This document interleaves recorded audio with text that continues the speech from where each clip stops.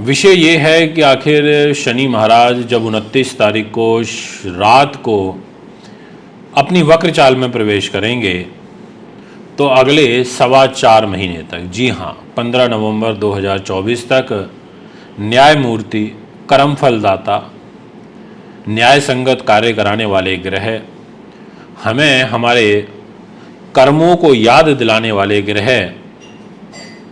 कैसा रिजल्ट देंगे। शनि स्लो है, आप और हम सभी जानते हैं, धीमी गति से तो रिजल्ट देता ही है, और वक्री होगा तो सोचिए जितना आगे बढ़ा होगा फिर उतना पीछे भी चला जाएगा।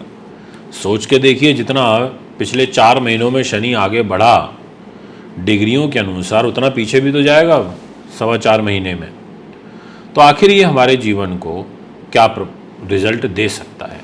मैंने वैसे ऑलरेडी एक कंबाइंड वीडियो शूट करी है जिसमें मैंने सभी 12 राशियों का फल बताया है, जिसके 2 पार्ट हैं, आप उन्हें भी सुन सकते हैं हमारे यूट्यूब और फेसबुक पर।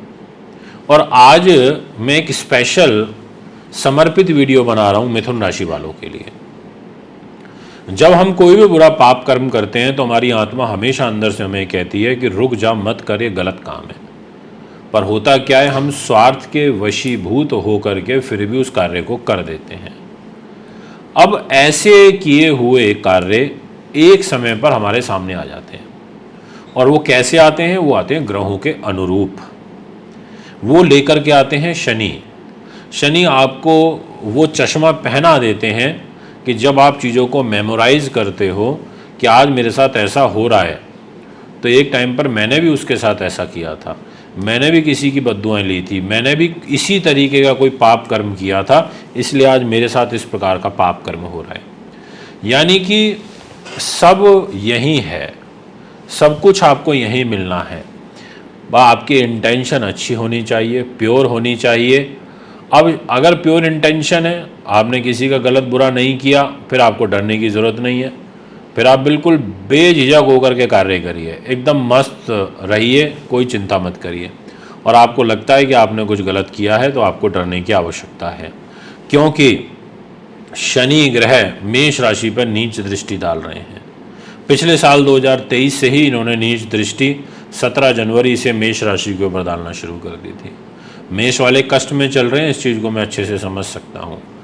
मैं शनि ग्रह ने सिंह राशि के ऊपर अपनी 7म दृष्टि अशुभ शत्रु राशि पर डालनी शुरू कर दी थी। सिंह राशि वाले भी परेशान चल रहे हैं।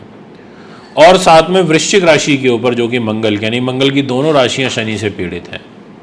अब ऐसी स्थिति में आपके साथ क्या होगा, ये जानकारी आज मैं आपको दूंगा, इसलिए वीडियो को पूरा और अंत तक सुनिएगा।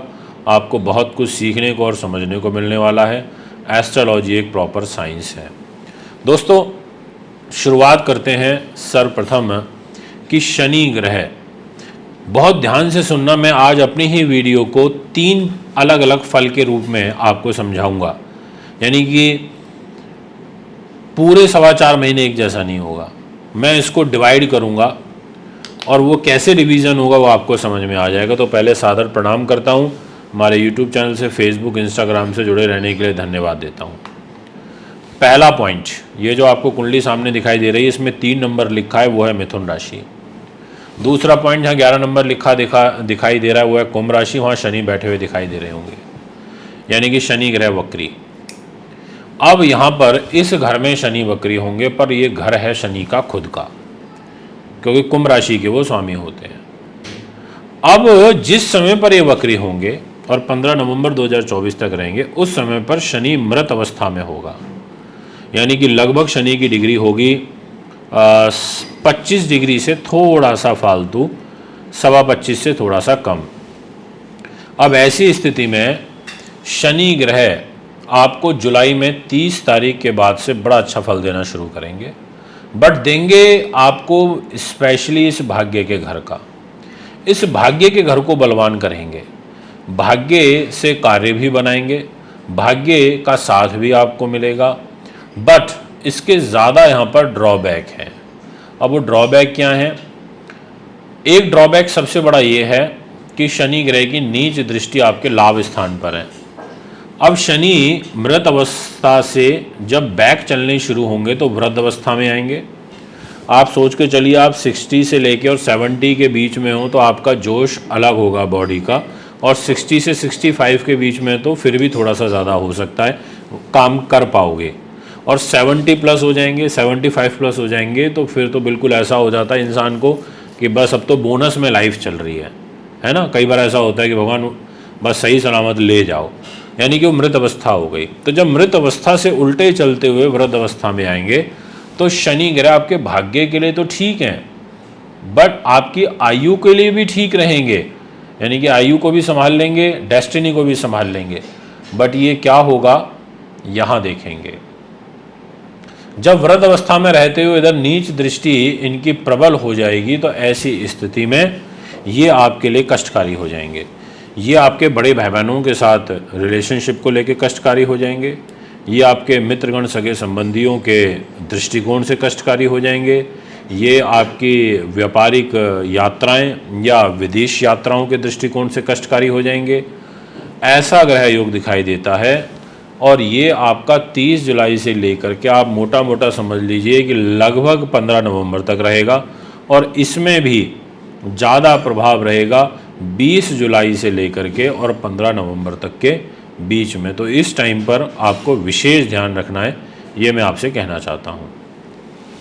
अब अगर हम बात करें इसी समय को थोड़ा सा और डिवाइड करते हुए, तो मैं आपसे ये कहना चाहूँगा कि शनि ग्रह की एक दृष्टि पड़ेगी इधर आपके 3rd हाउस पर। अब 3rd हाउस जो होता है एस्ट्रोलॉजी के अंदर, ये होता है छोटे भाई बहनों का, मित्रगणों का, सगे संबंधियों का, खास लोगों का। अब इस घर को ये जब देखेंगे छोटे भाई बहन के घर को, तो ये इस घर पर भी नुकसान वाली स्थिति बनाते हुए नज़र आ रहे हैं। यानी कि जुलाई से एंड से लेकर के और 15 नवंबर तक आपके छोटे भाई बहनों से भी रिलेशन ठीक नहीं है और आपके बड़े भाई बहनों से भी रिलेशन ठीक नहीं है। दोनों के साथ तकरारबाजी, तनावबाजी चलती रहेगी। धोखा, फरेब, चीटिंग आपके साथ हो सकती है।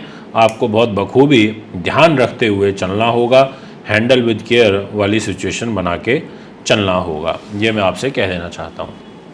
इसके अलावा बहुत लंबी लंबी यात्राएं करने से बचना चाहिए, कोई ख़ास एडवांटेज आपको नहीं मिलेगा, ये इस वक्री शनि में मैं आपसे कहना चाहता हूँ यात्राओं के दृष्टिकोण से।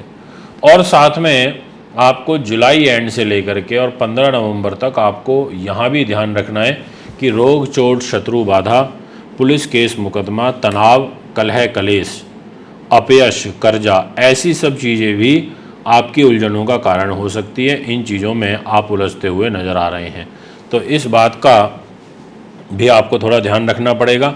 यानी कि शनि दृष्टि के अनुसार वक्री रहते हुए तो अच्छा फल नहीं दे रहे, बट जिस स्थान में बैठे हैं उस स्थान को मजबूती दे रहे हैं वक्री होते हुए, यानी कि इस भाग्य के घर को। और भाग्य है तो सब कुछ है, तो इसलिए मैं कह सकता हूँ कि अथक प्रयास तो करने पड़ेंगे, संघर्षपूर्ण चुनौतीपूर्ण परिस्थितियाँ भी बनेंगी, पर अंततः विजय आपको हासिल हो जाएगी। तो दोस्तों, अभी आपसे इजाज़त चाहता हूँ। कुंडली बनवाने, दिखाने, पूजा पाठ, रत्न, रुद्राक्ष के लिए संपर्क कर सकते हैं। नमस्कार।